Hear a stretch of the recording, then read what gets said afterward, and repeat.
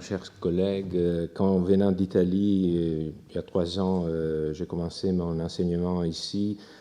Parmi les éléments de réconfort, vous savez, toujours quand on laisse la patrie, il y a un moment disons, d'hésitation. Parmi les éléments de réconfort, j'ai salué le renouveau des études sur l'humanisme juridique. Un essor, peut-être une vraie renaissance. Et donc je suis vraiment heureux d'avoir pu participer et assister à un témoignage concret de ce renouveau, parce qu'il ne faut jamais, je pense, oublier que lorsqu'il y a un colloque de qualité, on peut le dire, parce que je n'ai pas encore parlé, donc je peux le dire, quand il y a un colloque de qualité, il y a toujours derrière un mouvement intellectuel, un renouveau d'études, et donc je pense que pour moi ça a été vraiment un bonheur. Et donc je veux, au nom d'Alexandra Gotelli et de Xavier Prévost, vous remercier vraiment de votre engagement.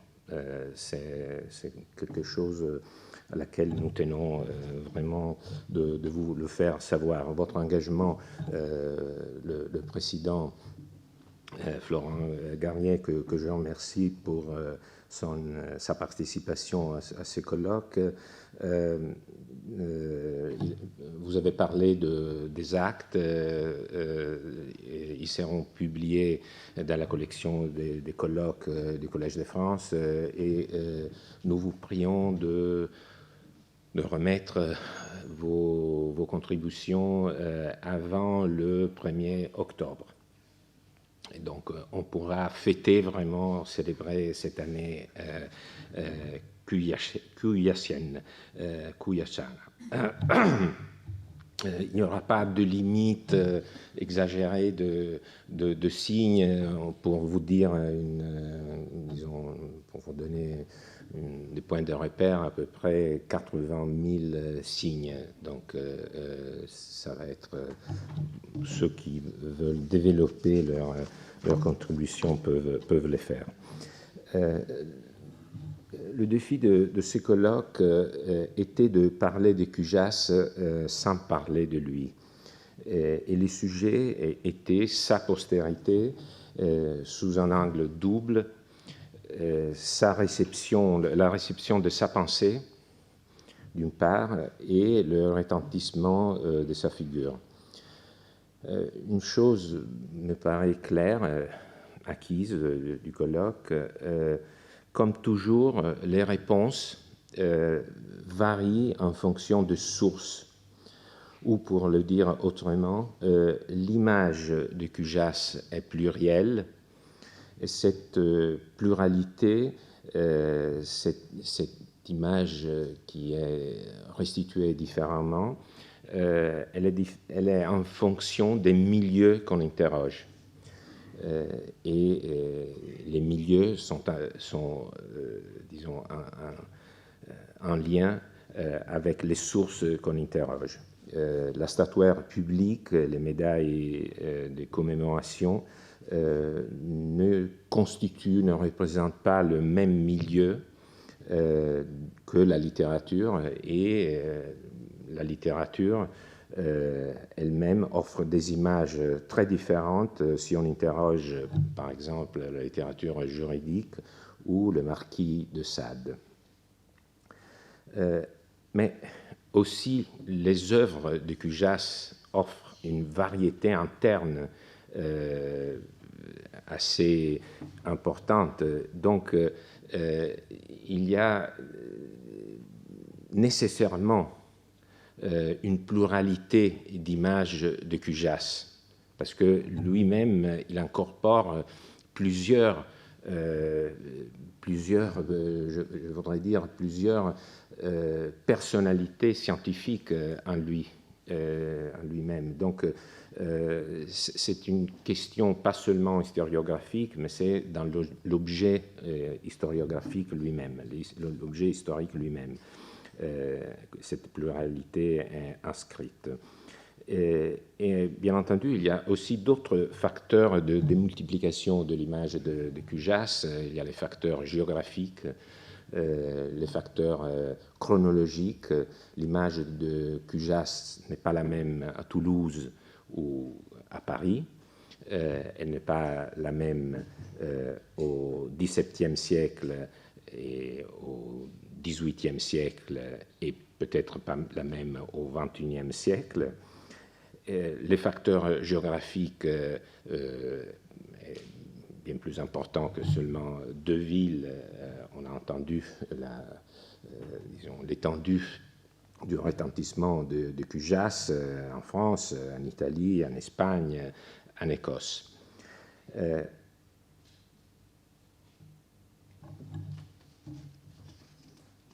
Et en plus, les images sont aussi multipliées par les arrière-plans, c'est-à-dire la réception du droit romain et aussi en fonction des méthodes que chaque époque a privilégiées par rapport aux approches, aux sources juridiques. Donc, pour essayer de sortir de cette pluralité qui risque de devenir un peu insaisissable, je me suis dit que peut-être nous aurions pu, c'est l'un des mérites des colloques bien réussis, de faire penser, même sur l'approche qu'on a adoptée, peut-être on aurait pu choisir une organisation binaire. Donc je vous prie d'excuser la simplification. Alors, je pense que effectivement, il faut distinguer selon deux perspectives, une réception intrasystémique et une mémoire extrasystémique. Donc, une réception, le Cujas qui ressort de sa propre discipline, et le Cujas qu'on a aussi appelé, ce volet, on a parlé du côté patrimonial. Et pour le dire rhétoriquement, il y a le Cujas utilisé en fonction argumentative, il y a le Cujas dont on parle sous l'angle épidectique. Et je pense que cette distinction peut peut-être aider à donner des points de repère dans l'interprétation des documents. Donc je commence très rapidement pour parler de ce champ, le champ intrasystémique, le Cujas des juristes. Alors au centre, nous avons la notion d'autorité. J'employerai le nom latin auctoritas. Bien entendu, c'est très compliqué de la définir, et ça a été le mérite de Corinne Leveloux-Texera de nous présenter cette notion. Je pense que, comme je l'ai dit, il y a ici vraiment tout l'enracinement de la pensée des Cujas dans le droit romain. C'est-à-dire que la position d'un juriste dans le système juridique est fortement déterminée par le type de source que Cujas, par exemple, utilisait, et donc par le rôle que les juristes romains exerçaient dans leur système. Je répète une référence assez, je pense, marquante, c'est la loi des citations.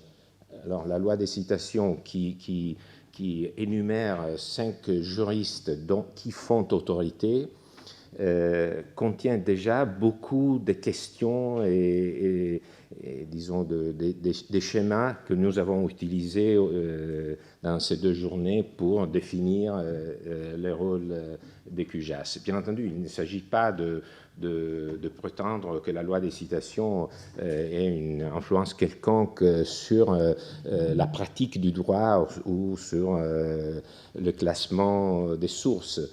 C'est seulement un modèle intellectuel qui continue de influencer et de construire la figure de référence. Pourquoi est-ce que les juristes font autorité? Pourquoi ils sont des auteurs? Si on part de ce constat, on peut bien entendu suivre les inflexions que cette notion d'autorité a eu au fil du temps, c'est-à-dire qu'il est évident que l'autorité de QJAS change en fonction disons, du rôle de la doctrine et notamment de certaines de certains genres littéraires, du cadre législatif qui les entoure. Donc, il est évident que ce n'est pas une notion figée, c'est le point de départ de la centralité des jurisconsultes dans le système juridique qui, en fonction de ceux qui l'entourent, change. Mais quand même, j'insiste sur le modèle. Le modèle, c'est le même modèle que QJAS retrouvait dans les sources qu'il étudiait. Et notamment, vous savez que QJAS était surtout l'éditeur du code théodosien. Et donc, c'est justement dans les codes théodosiens qu'on retrouve la loi des citations. Après, si on poursuit, si on reste... Et donc, pour terminer là-dessus, un bon nombre de communication, de présentation se situe dans ce champ. C'est-à-dire que ce dont nous a parlé Diego Quaglioni, John Cairns, Raphaël Ramis Barcelo, Laurence Winkel, Anne Rousselet-Pimon, Pierre Bonin, d'une façon...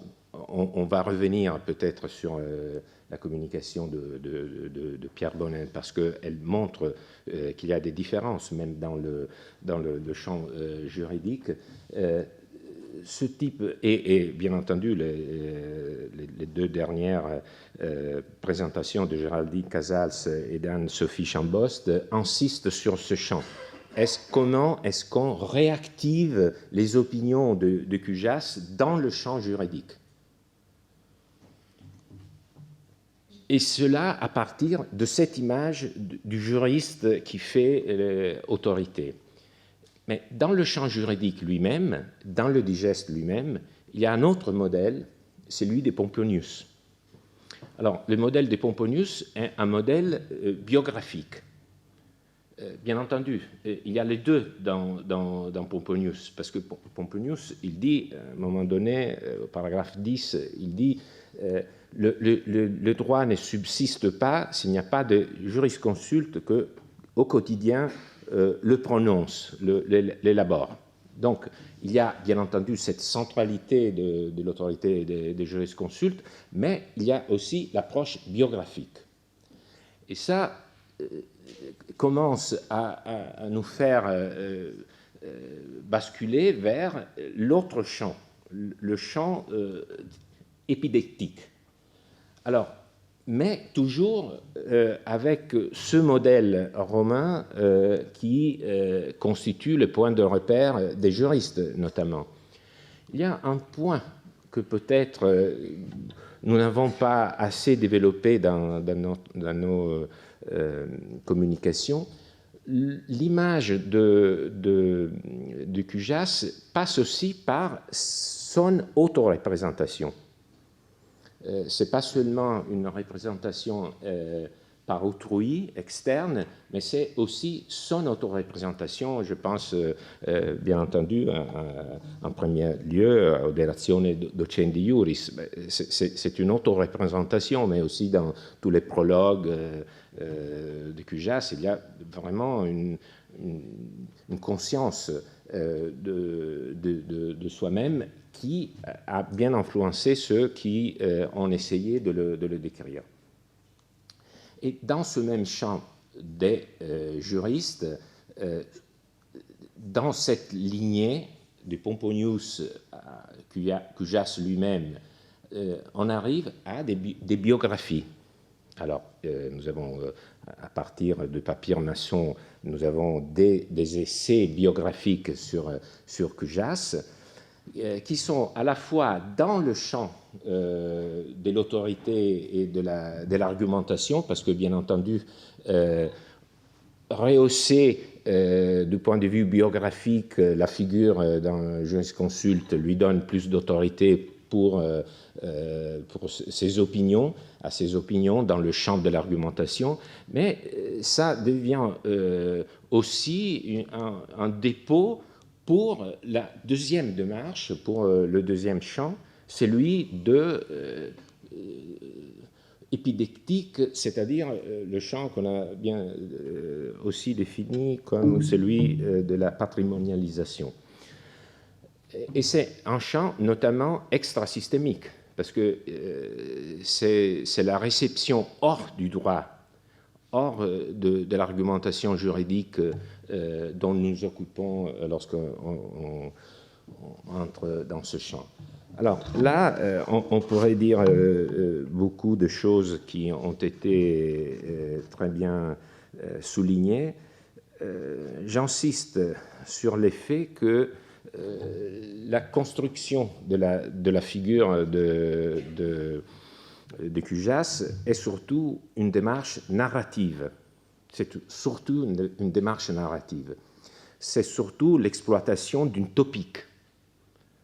Ce n'est pas par hasard que j'ai utilisé un mot rhétorique, de la rhétorique, parce que c'est typiquement dans la rhétorique épidictique qu'on trouve un ensemble de lieux communs, de points de repère pour décrire une figure de façon positive.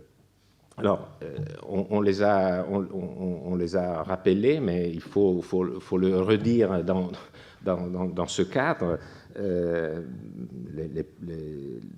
Les points qui reviennent incessamment, le fait qu'on a beaucoup parlé du fait s'il était ou pas autodidacte, mais c'est un topos, c'est-à-dire que quelqu'un qui est un autodidacte a plus de mérite. Ou s'il est autodidacte parce qu'il ne provient pas d'une famille fortunée, donc il a un double mérite. Parfois, il vient d'une famille fortunée, mais son père ne veut pas qu'il emprunte un certain chemin, mais il est autodidacte. Mais dans ce cas, il y a le fait de son origine sociale, pas tellement, disons, anoblissante, mais qui est anoblie par son effort personnel. Donc vous voyez, il y a là des éléments d'une narration. Et donc ce que je veux dire aussi, c'est qu'il ne faut jamais, je permets de le dire, tomber dans le même piège. C'est-à-dire que lorsque nous étudions d'un point de vue historiographique Cujas, il ne faut pas trop insister sur ces lieux communs. Ils ne sont pas vraiment très importants. Il appartient plutôt à une narration qui n'apporte pas grand-chose. Même chose, les rivalités, c'est typiquement un élément narratif qu'on peut exploiter. La formation d'une école, il était autodidacte, mais il forme une école. Vous voyez, l'idée, c'est une origine, parce que s'il était autodidacte, mais il forme une école, ça veut dire qu'il était, disons, à l'origine de toute une lignée. Et l'idée des écoles, c'est l'idée de Pomponius, bien entendu.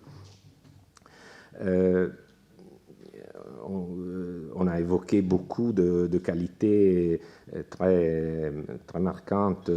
Par exemple, le fait que de sa clarté, sa brièveté, la pureté. Alors, vous voyez, il s'agit de qualités qui sont bien placées pour décrire pas seulement disons, une doctrine, mais surtout pour bâtir une figure, pour dessiner un caractère. Et je pense la même chose pour la question très souvent évoquée de son prétendu nicodémisme. Donc ça ne concerne pas l'édit du prêteur. Si, la religion ne concerne pas l'édit du prêteur. Alors, je pense que là, il y a encore une fois un outil pour souligner le fait qu'il était surtout un juriste. Alors, c'était vraiment l'idée qu'il ne répondait pas d'une autre façon. Je veux pas. Bon, il y aurait eu plusieurs façons de se soustraire à cette question, mais il a répondu un juriste. Et donc, je pense que c'est aussi, on insiste sur cet épisode parce que, au fond, ça ne fait que renforcer, de replacer Cujas dans le champ juridique. Et donc, je pense que là également, peut-être, il ne vaut pas la peine d'insister trop sur ces côtés. Alors, bien entendu, il y a une sorte, vous l'avez vu, du centre, on s'éloigne un peu. On s'éloigne parce que il y a dans le champ épidéctique, il y a une description qui est d'abord centrée sur la figure elle-même de Cujas, donc sur son individualité, et normalement, il s'agit d'une réponse assez, disons, d'un portrait assez favorable. Lorsqu'on assume comme objet vraiment la personnalité individuelle de Cujas, il y a surtout des réponses qui sont positives.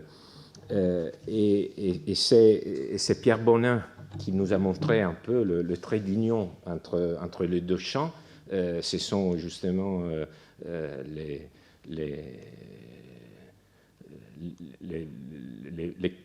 brèves biographies qui sont en même temps, elles sont brèves, mais elles sont très représentatives, justement parce qu'elles sont un effort de synthèse, peut-être quelque chose sur laquelle nous aurions dû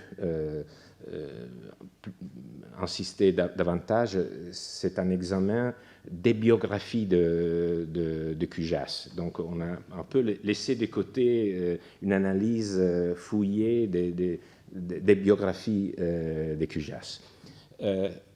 Alors, lorsqu'on commence à entrer dans ce champ, si on reste sur l'individualité, le jugement est normalement favorable, sauf qu'il y ait disons, une intersection avec le champ de l'argumentation. Parce que, bien entendu, lorsqu'on parle de Cujas, mais on veut ne pas le suivre dans son argument, bien entendu, le jugement devient un peu moins favorable. Mais normalement, c'est un jugement favorable. Ce qui est bien évidemment aussi le cas lorsque nous avons une célébration publique. Là également, vous voyez que interroger les monuments publics relève vraiment d'un univers complètement différent de la réception. Donc, c'est pas vraiment la même chose. Parler du Cujas honoré par une statue, c'est vraiment autre chose que parler du Cujas en tant que porteur d'une opinion dont les autres juristes s'emparent. Et bien entendu, dans le cadre exploitation publique dont nous avons entendu de très beaux interventions de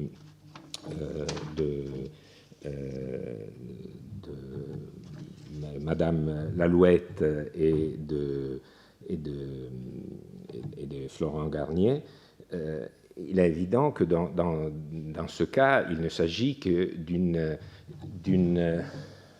exploitation qui n'a rien à voir avec cette réactivation. Mais on commence à voir que c'est vraiment une réduction de QGAS, un pur symbole, c'est-à-dire il n'y a pas derrière cette utilisation une véritable image de QGAS.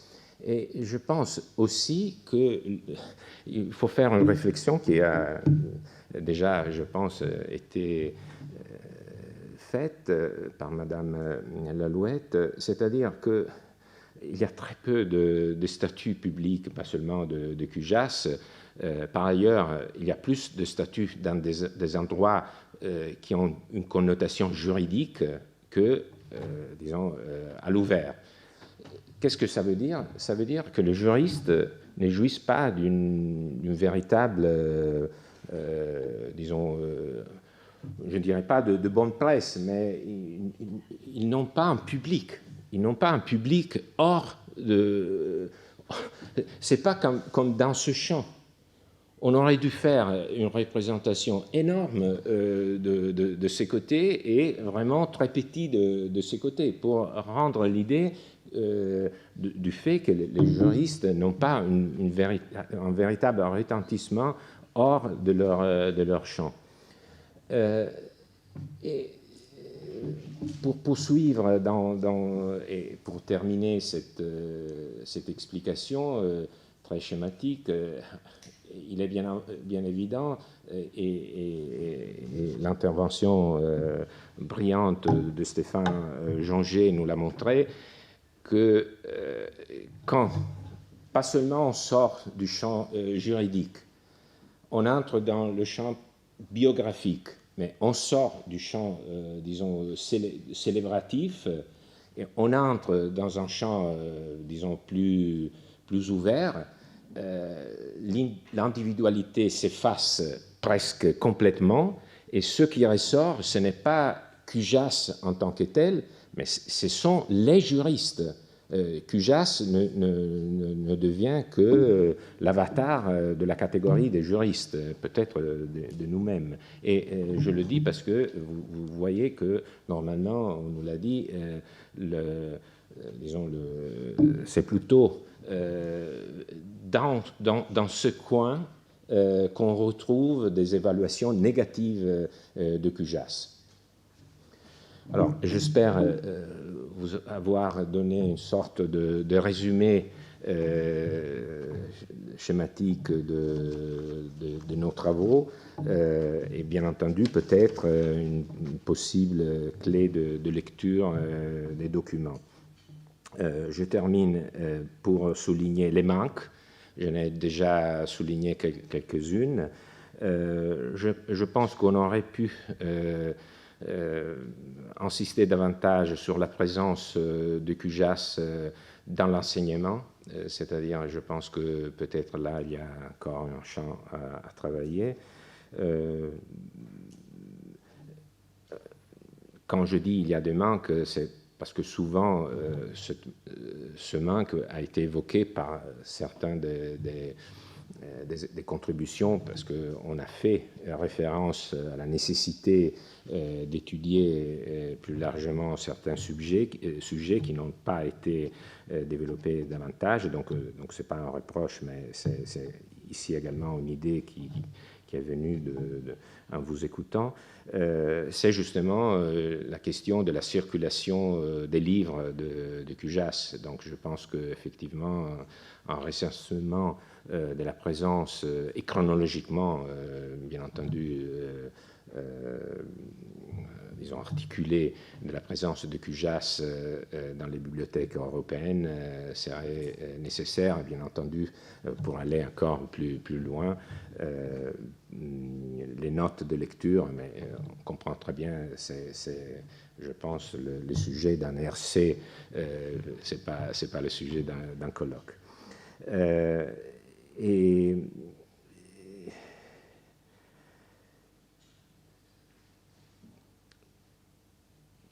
je termine sur quelques idées très générales sur un colloque de ce type. Qu'est-ce que j'ai appris en général sur notre méthode? Donc je pense que la question la plus importante est: est-ce qu'une approche biographique apporte quelque chose à l'histoire du droit?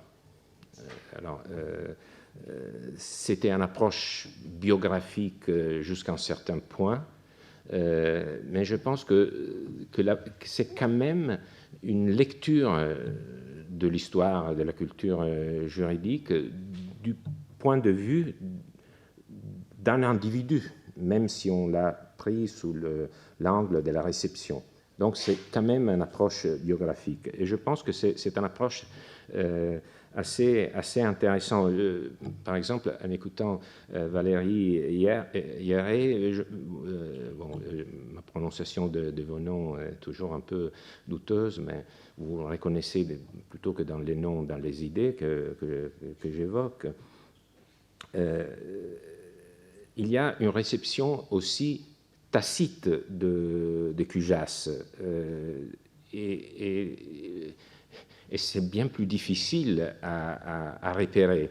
Donc je pense que l'approche biographique donne quand même la possibilité de poursuivre des fils de continuité, d'avoir toujours un point de repère, plutôt que s'engager dans une réception anonyme, par exemple de l'utilisation des stemmata pour la présentation des notions juridiques, qui, bien entendu, relève aussi de la contribution de QGIAS, mais qui n'est pas toujours attribuée à QGIAS. Donc, vous voyez que l'approche biographique donne quand même la possibilité de mieux façonner son objet historique. Une autre question, c'est, je pense, ça remet en cause, un colloque comme celui-ci remet en cause la périodisation des époques qu'on utilise pour cloisonner, décrire l'histoire de la pensée juridique. Donc je pense que c'est un acquis et il faudra, bien entendu, aller dans cette direction. C'est beaucoup plus complexe et on le voit par le prisme de la réception d'un seul auteur. Donc je pense que c'est ça, cette approche, c'est avoir un prisme pour comprendre une histoire bien plus large que la personnalité elle-même. Dernier point, qu'est-ce que réflexivité? Qu'est-ce que QGIAS dit de nous-mêmes? Je pense que nous avons quand même... je pense qu'on pourrait mesurer et décrire notre approche à l'histoire du droit en mesurant notre sympathie ou antipathie pour QGIAS. C'est-à-dire que QGIAS est emblématique de l'intérêt que les historiens du droit portent sur l'histoire du droit. Parce que, évidemment, QGIAS est représenté comme quelqu'un qui a recontextualisé le droit romain. Donc, il est l'emblème, dans un certain sens, des historiens du droit. Et donc, je pense que aussi le fait d'avoir choisi QGIAS